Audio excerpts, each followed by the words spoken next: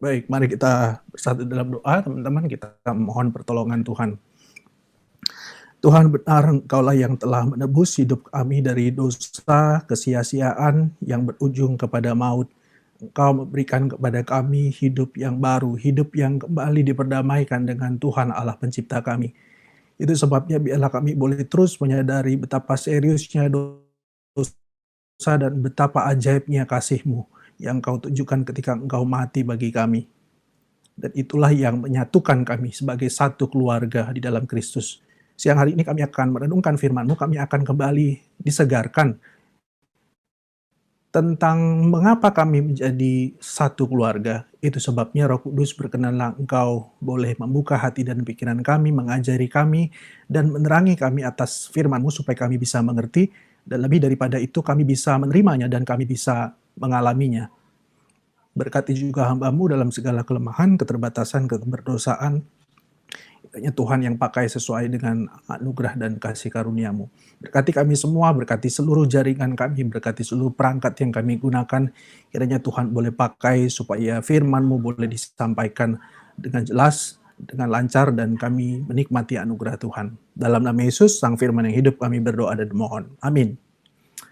Oke, selamat siang teman-teman. Saya izin share screen dulu. Sebentar. Saya sinyal agak terganggu nih. Agak kurang bagus sih. Jadi semoga Tuhan ya teman-teman sambil dukung dalam doa ya. Oke, sudah muncul? Apakah PowerPoint saya sudah muncul? Saya soalnya nggak bisa lihat nih. Udah, Bisa Pak. open mic? Aman. Kalau Sudah muncul. Oke, thank you. Oke, thank you teman-teman. Sorry lagi siang hari ini kita akan bahas satu tema What Makes Family. Saya sebenarnya lebih suka bahasa Indonesia gitu ya. Tapi saya coba pikir-pikir apa bahasa Indonesia yang cukup kompak gitu, yang cukup menarik, tapi bisa sepadan sama kalimat yang catchy ini dalam tanda kutip ya. Tapi saya nggak ketemu gitu ya. Kalau di publikasi blastnya kan apa yang membuat kita menjadi keluarga itu sebenarnya oke sih. Cuma kan terlalu panjang ya, kurang kompak begitu. Jadi saya tetap pakai what makes family. Sebenarnya ini tanda tanya ya. Apa sih yang membuat sebuah keluarga itu bisa terbentuk gitu ya. Jadi teman-teman saya bukan sok-sok Inggris atau apa, tapi karena ini yang paling oke lah. Nah teman-teman, ngomong-ngomong soal keluarga, saya pernah ketemu satu kutipan yang sangat keren gitu ya, saya sangat menarik sekali tentang apa itu keluarga. Meskipun bukan family dia pakai katanya gitu, tapi home. Tapi saya pikir ini sesuatu yang sama lah seharusnya begitu ya. Kutipannya ngomong begini teman-teman. Home atau family is where love reside gitu ya, di mana cinta kasih itu tinggal berdiam begitu ya. Lalu home atau family itu adalah memories are created gitu ya, di mana memori, pengalaman-pengalaman di masa lalu yang indah itu diciptakan, friend always belong begitu ya. Teman-teman, sahabat itu selalu kita miliki dan laughter never ends. Canda tawa itu tidak akan pernah berakhir. Teman-teman, kita pasti sangat suka dan kita sangat berharap punya pengalaman untuk mengalami keluarga atau tempat yang seperti ini begitu ya. Siapapun teman-teman, saya pikir mau kamu orang orang suku bangsa, orang Tionghoa, orang Batak gitu ya, orang Jawa, orang Manado dan seterusnya, kita pasti punya kerinduan, kita punya harapan supaya kita bisa punya pengalaman, kita punya keluarga yang seperti ini. Saya juga coba googling teman-teman di internet begitu ya. Begitu ketika kata family ternyata gambarnya juga menarik teman-teman. Kalau teman-teman perhatikan gambar-gambar ini kayaknya kesannya tuh keluarga itu mesra, keluarga itu deket, penuh canda tawa, hangat, menyenangkan dan seterusnya yang pokoknya oke lah gitu ya. Tapi sebenarnya saya ajak kita untuk berhenti dulu terhadap semua angan-angan dan gambaran-gambaran atau kesan-kesan itu. Kita coba lihat faktanya begitu ya. Apakah kenyataan atau realita yang kita alami itu seindah gambar ini begitu ya, atau seindah kutipan ini? Teman-teman, kalau kita coba mau jujur begitu ya, saya tidak mengatakan semua yang negatif itu semua pengalaman kita di keluarga kita. Tapi bukankah kalau kita bicara soal realitas, kenyataan begitu ya, ternyata keluarga kita tuh nggak sekeren gambar-gambar tadi begitu ya. Kalau teman-teman lihat gambar tadi itu tone kulitnya tuh bagus, itu berarti akibat lighting yang oke begitu ya.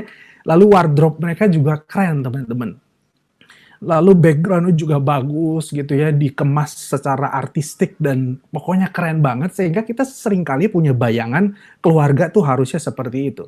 Tapi waktu kita lihat kenyataan ternyata ya mungkin gambarnya seperti yang saya tampilkan gitu ya. Ini bukan keluarga saya nemu di internet. Tapi kadang-kadang teman-teman, kenyataan, angan-angan sama realita tuh jungkir balik. Begitu ya. Kayaknya nggak seindah gambar-gambar tadi deh keluarga kita. Kadang-kadang mungkin seperti kayak bapaknya nih gitu yang ngeliatin atau anaknya yang laki-laki nih, aduh pusing pala Barbie gitu ya.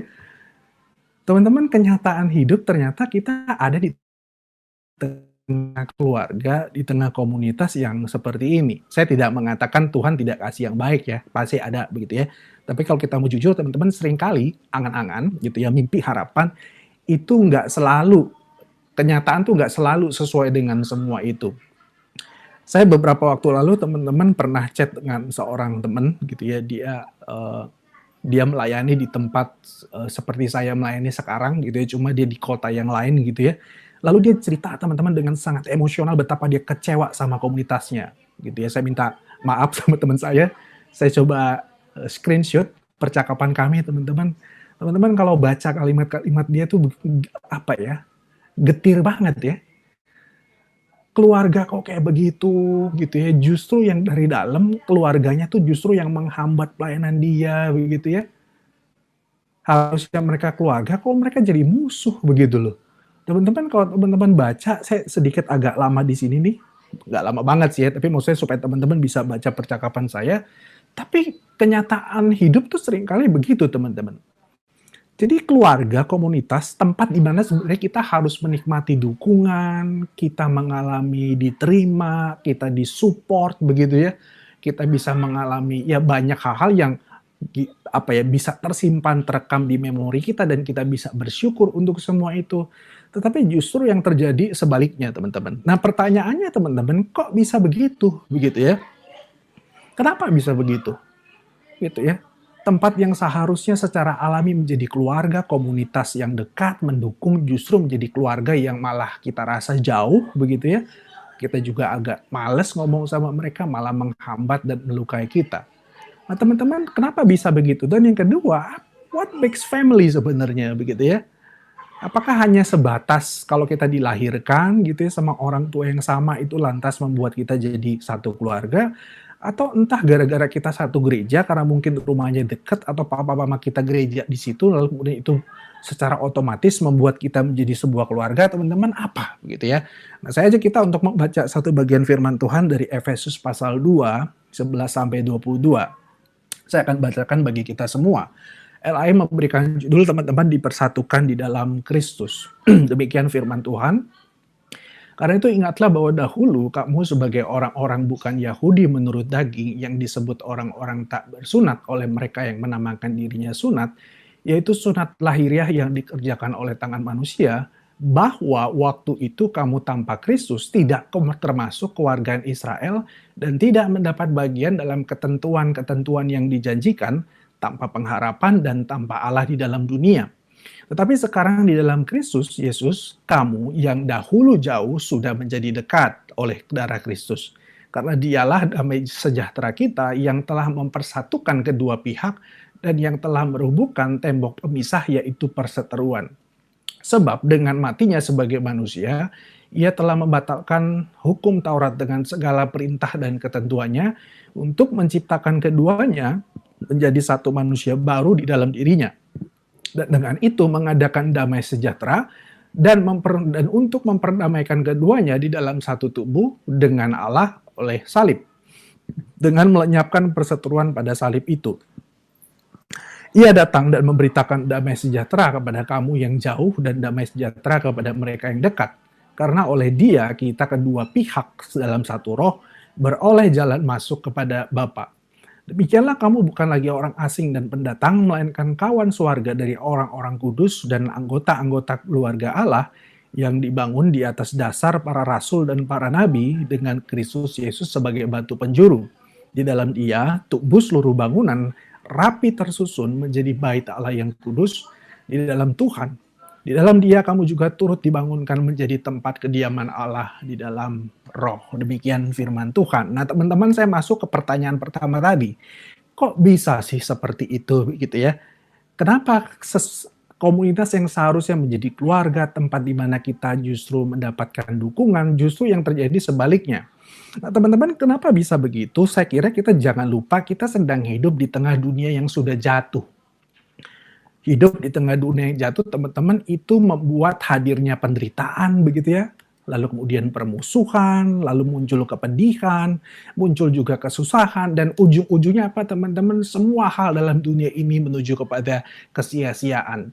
Jadi sebenarnya realita dunia yang sudah berdosa, termasuk manusia-manusia di dalamnya yang sudah jatuh dalam dosa, itu memungkinkan segala daftar ini, teman-teman, itu terjadi. Jadi kalau kemudian di dalam keluarga ternyata terjadi saling melukai, saling menjauh, dan seterusnya, teman-teman, bagi saya itu sesuatu yang sebenarnya wajar. Itu sebenarnya sesuatu yang normal, begitu ya. Di dalam dunia yang jatuh, teman-teman, dalam konteks relasi dengan sesama, maka kita tuh saling berjauhan, kita saling memusuhi gitu ya, saling mengasingkan, saling mengeksploitasi, teman-teman, dan juga bahkan saling melukai. Di Alkitab, teman-teman, setelah pasal 3 diceritakan kejatuhan manusia pertama, pasal 4 sampai pasal 10 dan seterusnya, teman-teman, itu menceritakan bagaimana setelah manusia pertama itu jatuh dalam dosa, teman-teman, kejahatan manusia itu makin lama, makin hari gitu ya, secara eskalatif itu makin gila gitu ya. Dimulai di pasal 4, teman-teman, itu pembunuhan pertama yang terjadi di antara kakak beradik, begitu ya. Kain membunuh Habel. Pembunuhan pertama sebenarnya sudah ada di pasal 3 ketika Tuhan Allah menyembelih hewan, begitu ya, untuk menutupi ketelanjangan manusia. Tapi teman-teman, dampak dari dosa itu kita bisa lihat, dan Alkitab sudah membuktikan gitu ya, di dalam kitab pertama, di dalam Alkitab kita. Jadi di dalam dunia yang sudah jatuh ini, teman-teman, nggak usah heran dan nggak usah bertanya-tanya kenapa sih dunia begini, kenapa sih keluarga gue begini, begitu ya. Kenapa sih komunitas gue itu bukan jadi home, malah jadi hell, begitu loh. Teman-teman, itu sesuatu yang wajar. Kenapa? Karena kita hidup di tengah dunia yang berdosa, yang sudah jatuh. Itu sebabnya, teman-teman, saya setuju ada seorang pengkhotbah pernah mengatakan kalau kamu ketemu begitu ya sama, atau kamu mendengar kabar tentang kejahatan, kebejatan, kekejian yang inovatif dan sadis begitu ya, kamu nggak perlu kaget, kamu nggak perlu heran. Itu sesuatu yang wajar, begitu ya. Teman-teman, saya nggak tahu sekarang kan sosial media ada WhatsApp dan segala macam begitu ya. Semua berita kita bisa terima, dan kadang-kadang kita ketemu tuh cerita-cerita yang kita pikir bisa ya sampai sebegitunya ya. Nah, teman-teman, bagi saya kalau kita ketemu itu yang very very negatif, sangat-sangat gila dalam tanda kutip begitu ya, nggak perlu heran gitu ya kata orang itu. Justru kita tuh harus heran, teman-teman, kalau kita bertemu sesuatu di dunia yang berdosa ini, teman-teman, kalau kita ketemu dengan kebaikan, pengampunan, begitu ya, anugerah, di situ justru kita mesti heran. Karena itu yang nggak fit sama realita keberdosaan. Jadi teman-teman, kok bisa begitu sih dalam tanda kutip bagi saya, karena kita hidup di tengah dunia yang sudah jatuh dalam dosa. Dan itu sebenarnya dalam konteks relasi, itulah yang Paulus sampaikan yang waktu itu terjadi dalam jemaat di Efesus. Teman-teman, di pasal 2 setelah Paulus menceritakan, menuliskan pasal 2, 1 sampai 10 itu bicara tentang rekonsiliasi Tuhan Allah dengan manusia. Pasal 11 sampai 22 Paulus itu menceritakan bagaimana korban Kristus tidak hanya merekonsiliasi kita dengan Tuhan Allah, tapi juga kita dengan sesama. Dan Paulus angkat isu ketegangan rasial yang terjadi di dalam gereja Efesus, yaitu antara orang Yahudi dan orang non-Yahudi. Teman-teman, ini sesuatu yang apa ya, orang tuh akan setuju, memang benar-benar terjadi gitu di dalam gereja Efesus, terjadi ketegangan konflik rasial, teman-teman. Gereja Efesus memang bukan gereja Yahudi gitu ya. Kalau kita tahu ini kan sebenarnya tempat apa ya, bukan bangsa non Yahudi lah yang banyak di situ. Tetapi ya karena bangsa Yahudi waktu itu tersebar Karena teman-teman, di gereja Efesus juga ada orang Yahudi yang bertobat lalu kemudian mereka menjadi anggota jemaat. Dan ketika mereka kumpul hidup bersama sebagai satu jemaat, muncul gitu ya ketegangan rasial. Dan saya pikir teman-teman ini terjadi dalam banyak hal. Saya tidak cerita secara detail gitu ya, banyak tafsiran yang mencoba menjelaskan dalam hal apa saja mereka bisa bisa mengalami konflik dan ketidaksatuan. Saya pikir teman-teman salah satu yang mungkin kita bisa dengan mudah gitu ya, konflik seperti apa sih yang terjadi di gereja Efesus waktu itu antara orang Yahudi dan non-Yahudi, teman-teman? Saya pikir yang paling gampang dilacak itu mulai dari cara hidup, teman-teman, gaya hidup. Misalnya berkaitan sama cara makan atau apa yang dimakan begitu ya. Atau juga berbagai prejudis-prejudis lain, teman-teman. Orang Yahudi mungkin sudah punya sekelompok apa ya, konsep berpikir kalau mereka itu umat pilihan Allah yang dicintai Tuhan, sebaliknya bangsa lain itu tidak, begitu ya.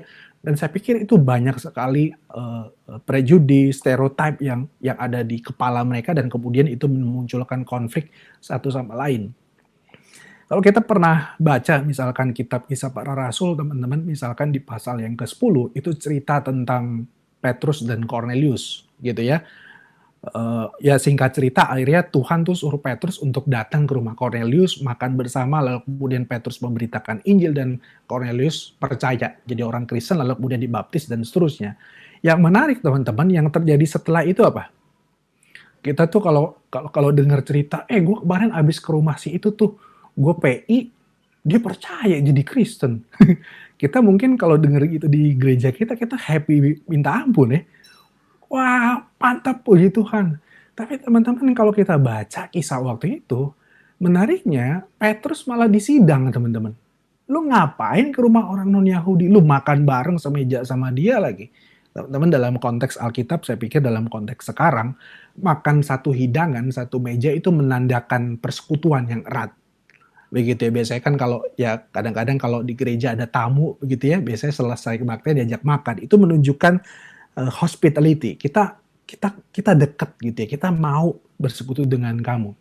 Jadi teman-teman bayangkan, bahkan orang Kristen mula-mula, gereja mula-mula di Yerusalem pun dalam tanda kutip teman-teman belum kebal terhadap virus rasisme pada waktu itu.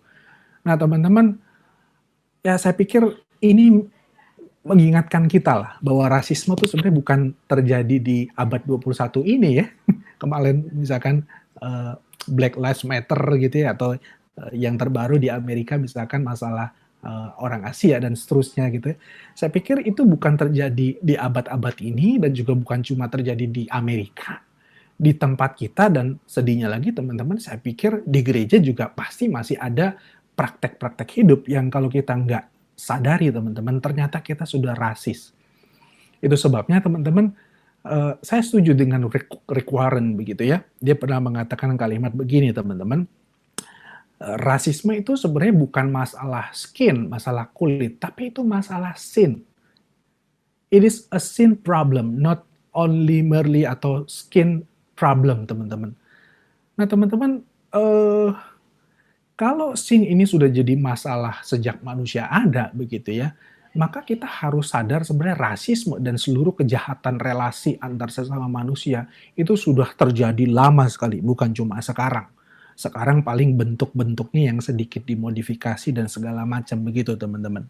Dan kalau dalam konteks masa kini saya pikir ya seperti yang tadi saya katakan, kalau kita mau jujur, gereja masih mempraktekkan tuh, gitu ya, bentuk-bentuk membeda-bedakan berdasarkan suku bangsanya, kelas sosialnya, dan seterusnya. Nah, teman-teman, seringkali juga ketidaksatuan yang terjadi di gereja, komunitas Kristen bukan hanya sekedar masalah skin, masalah suku bangsa, tapi bisa jadi misalkan berdasarkan perbedaan-perbedaan seperti perbedaan usia misalnya. Di tempat saya melayani, teman-teman, tempat saya bekerja dan melayani, kita punya tuh sekarang teman-teman pergumulan lintas generasi begitu ya. Yang tua melihatnya harus seperti ini, yang muda enggak, itu udah ketinggalan zaman dan seterusnya. Mungkin juga berkaitan sama pandangan-pandangan doktrin tertentu. Yang ini mengatakan doktrin ini harusnya sampai sebegini, yang ini enggak, dan seterusnya teman-teman. Atau mungkin sekarang masalah pandangan politik atau perbedaan temperamen, kepribadian begitu ya. Sehingga kadang-kadang memunculkan cara-cara yang harus berbeda begitu ya. Dan teman-teman, ini sesuatu yang harus kita akui dan kita sadari, begitu ya. Dan teman-teman, saya bersyukurnya begini gitu ya, kalau kemudian rasisme dan seluruh konflik relasional yang terjadi di antara manusia itu yang mendasar masalahnya dosa, begitu ya. Saya bersyukur Alkitab mengajarkan kepada kita bahwa dosa sebenarnya solusinya kan cuma satu, yaitu apa teman-teman? Korban Kristus, gitu ya. Masalah dosa teman-teman yang kemudian ekspresinya muncul dalam rasisme gitu ya, pengeksploitasian, permusuhan gitu ya, saling melukai dan segala macam, saling menyakiti teman-teman, itu tidak akan pernah mungkin bisa diselesaikan hanya dengan nasihat begitu ya, lu jangan berantem dong gitu ya. Itu juga nggak akan bisa selesai dengan perundingan gitu ya. Sekarang Palestina sama itu kan lagi bergejolak lagi.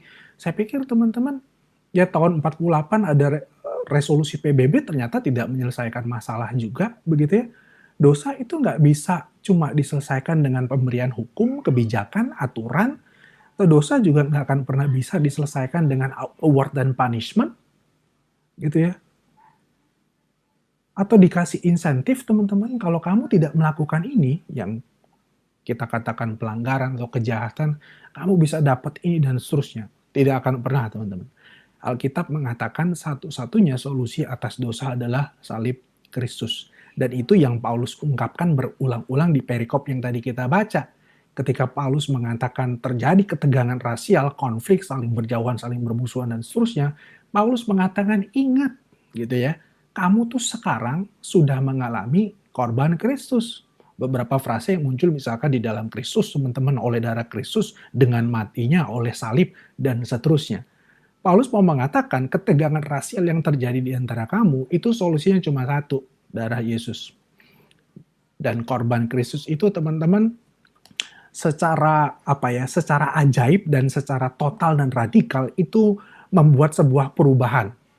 Yang tadinya jauh sekarang menjadi dekat, yang tadinya asing sekarang menjadi kawan sewarga, yang tadinya pendatang sekarang jadi keluarga.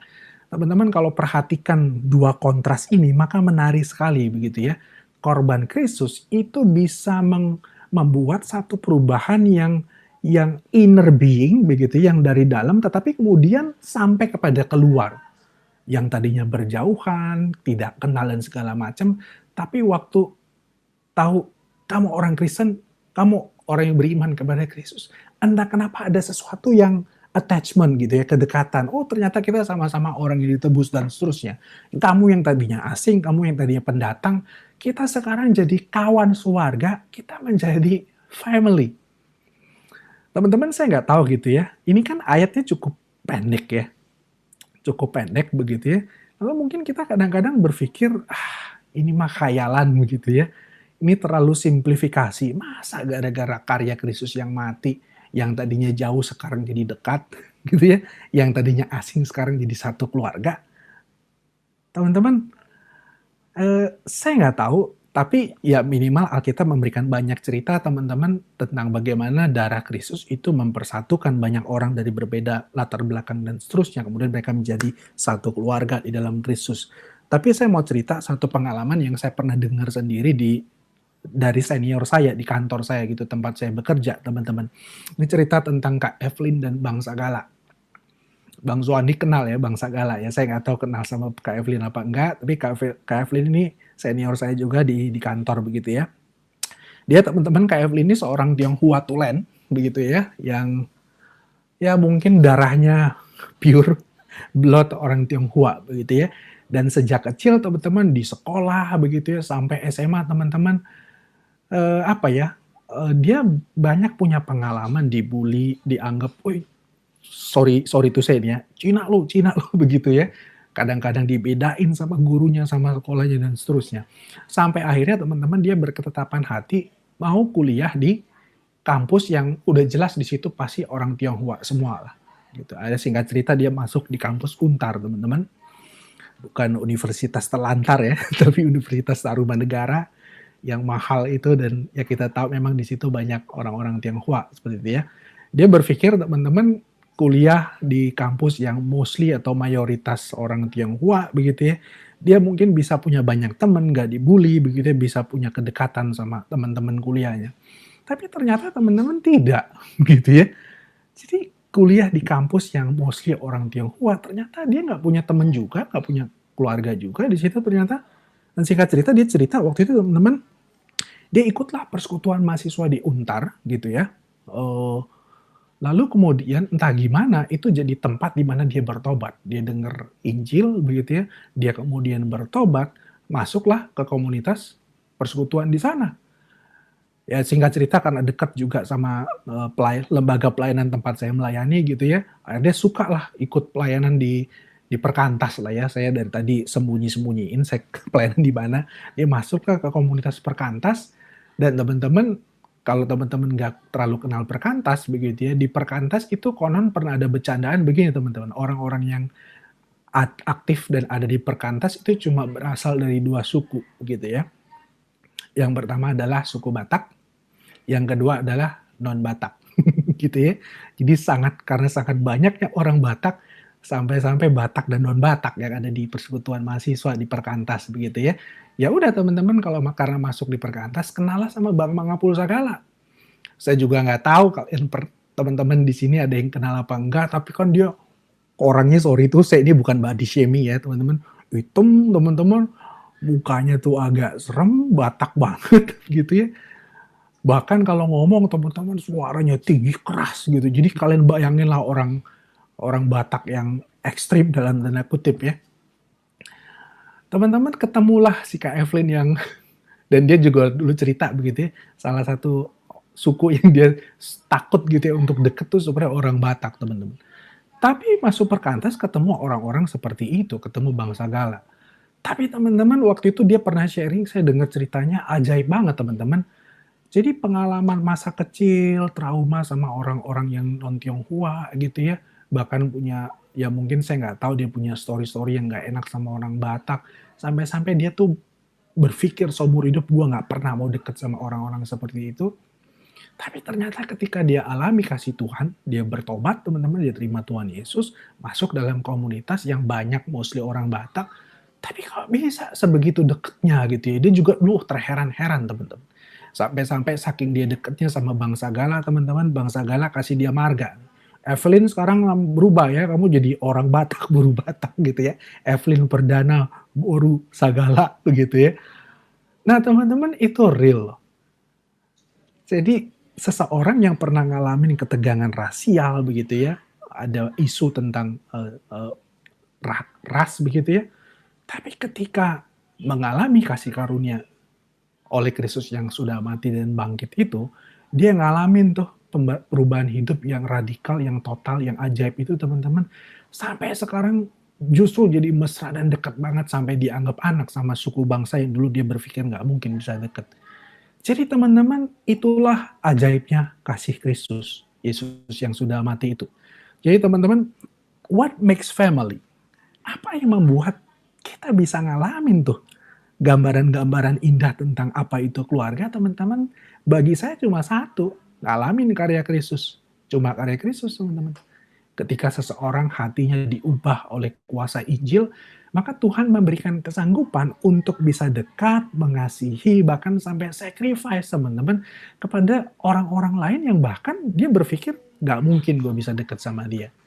Itulah ajaibnya kuasa Injil. Nah saya berdoa dan saya berharap teman-teman, komunitas teman-teman di GSRI Taman Sari, pemuda dan seluruh jemaat bisa ngalamin tuh. Bisa ngalamin pengalaman itu. Saya Batak, kamu Tionghoa, saya Batak, kamu Manado, begitu ya. Yang saya sebenarnya orang dari mana, tiba-tiba kok bisa nyantol di sini dan kita bisa dekat, kita bisa seperti keluarga yang apa ya, yang dekat begitu ya, yang saling mendukung, saling memperhatikan dan ngalamin semua bayangan-bayangan kita tentang keluarga ideal yang di depan tadi, teman-teman.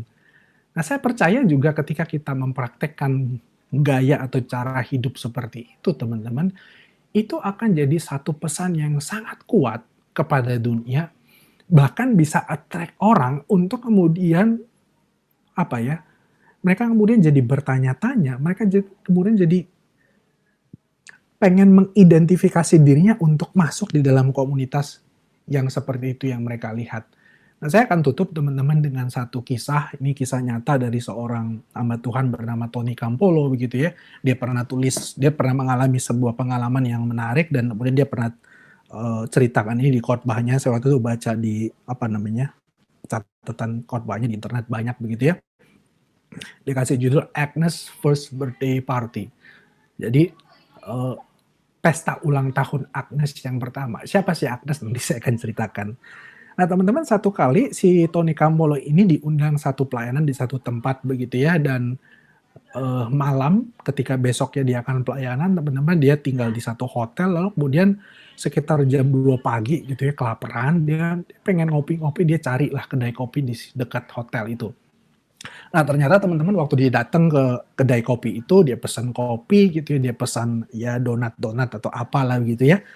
Tiba-tiba di meja sebelah sana begitu ya, ada beberapa perempuan, maaf teman-teman, prostitut gitu ya, yang lagi nongkrong juga begitu ya, mungkin habis kerja dan segala macam, yang ngobrol-ngobrol sana sini, yang ngobrolnya kenceng sekali sampai-sampai si Tony Campolo ini bisa dengar teman-teman percakapan mereka. Lalu kemudian ternyata salah satu perempuan itu teman-teman ngomong begini, guys, lusa tuh gue ulang tahun loh, gitu ya. Lu jangan lupa ya bikin surprise party buat gue ya. Wah teman-temannya tuh nggak peduli teman-teman, apa sih emang lu siapa begitu ya. Penting banget apa gitu informasi itu. Wah teman-teman melihat respon temennya seperti itu, Agnes tuh kelihatan gitu ya. Tony Campolo melihat jadi sedih dia begitu ya. Nah singkat cerita teman-teman, akhirnya Tony Campolo ini kepikir mau bikin surprise party buat si Agnes. Lalu dia janjian lah sama tukang kedai kopinya, besok gue pengen bikin ini ya, kejutan ya buat si Agnes. Itu dia sering datang ke sini kan, kata tukang kedai kopinya, iya sering datang kok jam segini begitu ya. Singkat cerita begitu ya, besoknya dia pelayanan teman-teman, dan dini hari malam besoknya begitu ya, Tony Campolo dan pemilik kedai kopi itu dekor kedai kopinya gitu ya, ada tulisan Happy Birthday Agnes begitu ya, lalu mereka siapin kue ulang tahun dengan lilin dan seterusnya. Singkat cerita, ketika di jam-jam yang biasanya cewek-cewek itu datang gitu ya ke kedai kopi, namanya juga Agnes lagi ulang tahun, dia semangat banget gitu, dia masuk duluan ke kedai kopinya itu, nungguin teman-temannya, tapi tiba-tiba teman-teman ketika dia masuk, tada, begitu ya. Jadi teman-teman bayangin ini surprise ya. Tiba-tiba dia baca Happy Birthday Agnes gitu ya, nggak ketahuan umurnya, nggak ada tulisan ulang tahun keberapa karena nggak tahu gitu ya. Tiba-tiba Tony Campolo sama pemilik kedai kopinya teman-teman datengin dia.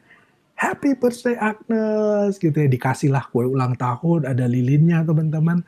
Lalu si Agnes minta tiup tiup tiup tiup, mereka sambil nyanyi begitu ya, Happy Birthday Agnes dan segala macam. Nah teman-teman, apa namanya, menerima gitu ya perlakuan seperti itu, tiba-tiba Agnes melongo begitu ya, dia melongo, menetes air mata begitu ya, terlihat matanya berbinar-binar begitu ya. Nah teman-teman, tiba-tiba dia bilang, kalian tahu gak, ini pertama kalinya loh aku dikasih kue dan dirayain ulang tahun. Wah teman-teman, si Agnes begitu terharu dan begitu tersentuh sama perlakuan si Tony Campolo ini. Nah teman-teman, tapi inti ceritanya bukan apakah si Agnes kemudian bertobat dan seterusnya, enggak ya. Tapi teman-teman, yang menarik adalah Tony Campolo kemudian menceritakan percakapan dia dengan si pemilik kedai kopi itu. Gitu ya, si pemilik kedai kopi itu. Kemudian pemilik kedai kopi itu, dia bertanya begitu ya, "Hey sir," gitu ya, "you never told me you was a preacher." Lu gak kasih tahu ternyata lu seorang pengkhotbah ya begitu ya. Lalu si pemilik kedai kopi ini nanya begini teman-teman, "What kind of church do you belong to anyway?" Lu gereja di mana sih? Begitu ya. Lalu Tony Campolo, ya karena mungkin kaget juga gitu ya dengar pertanyaan itulah, kemudian dia simply bilang gini, "I belong to a church that throw birthday parties for prostitutes at 3:30 in the morning." Aku tergabung di sebuah gereja yang memberikan sebuah kejutan pesta ulang tahun kepada seorang prostitut di jam 3:30 pagi. Nah ini kalimat yang terkenal begitu ya, dari si pemilik kedai kopi itu. "No you don't, nggak mungkin," gitu ya, kata si pemilik kedai kopi itu begitu ya. "Tidak ada gereja seperti itu." Tapi kalau ada, gue pengen jadi anggota jemaatnya. Nah teman-teman, saya mau cerita apa dari bagian ini. Kalau kita mengalami kasih Kristus dan kemudian kita menunjukkan kasih, perhatian begitu ya, dan cinta kepada mereka yang bahkan mungkin secara darah daging bukan keluarga kita begitu ya. Tapi kemudian kalau itu kemudian jadi satu display, satu apa ya, satu sesuatu yang kemudian dilihat orang luar teman-teman, saya meyakini betul itu akan menjadi sebuah pesan yang kuat yang kemudian akan attract orang kepada Kristus. Nah, saya sangat berharap kita bisa melatih, kita bisa exercise hidup kita gitu ya, pelayanan teman-teman, komunitas kita di gereja, di keluarga, bagaimana kita bisa meresponi kasih Kristus yang sudah menebus kita dengan menunjukkan kasih bahkan kepada mereka yang berbeda. Karena kita tahu gitu ya, kalau mereka adalah orang yang juga ditebus Kristus, kita adalah satu keluarga. Gitu ya. Kematian Kristus makes us a family, membuat kita menjadi satu keluarga. Nah, teman-teman, kiranya kebenaran ini boleh mengingatkan kita dan mendorong kita untuk mensyukuri begitu ya karya Kristus yang sudah menyatukan kita sebagai satu keluarga dan kita bisa menghidupi kehidupan sebagai sebuah keluarga oleh karena Kristus sudah menebus kita. Mari kita berdoa. Tuhan, terima kasih karena Engkau sudah mati bagi kami dan kematian-Mu tidak hanya mendamaikan kami dengan Tuhan Allah tetapi juga dengan sesama kami. Tolong kami untuk menyadari dan terus mengingat dampak yang seharusnya terjadi ini dalam hidup kami dan dengan sesama kami. Kami sungguh memohon ampuni kami kalau kami seringkali gagal untuk mengasihi orang, kami mungkin masih merasa lebih superior terhadap mereka, kami merasa lebih benar sehingga sulit untuk mengasihi mereka. Ampuni kami, biarlah kami boleh menyadari betapa berdosanya kami, itu sebabnya Yesus harus mati bagi kami, dan anugerah Tuhan itu, karya Kristus itu juga memberikan kami kekuatan untuk mengasihi orang-orang lain yang Tuhan tebus sebagai satu keluarga. Terima kasih, kami terus berdoa menyerahkan untuk komunitas persekutuan pemuda di GSRI Taman Sari. Tuhan yang boleh terus proses bentuk supaya mereka juga bisa menghidupi satu keluarga di dalam Kristus. Terima kasih untuk firman-Mu dalam nama Yesus. Amin.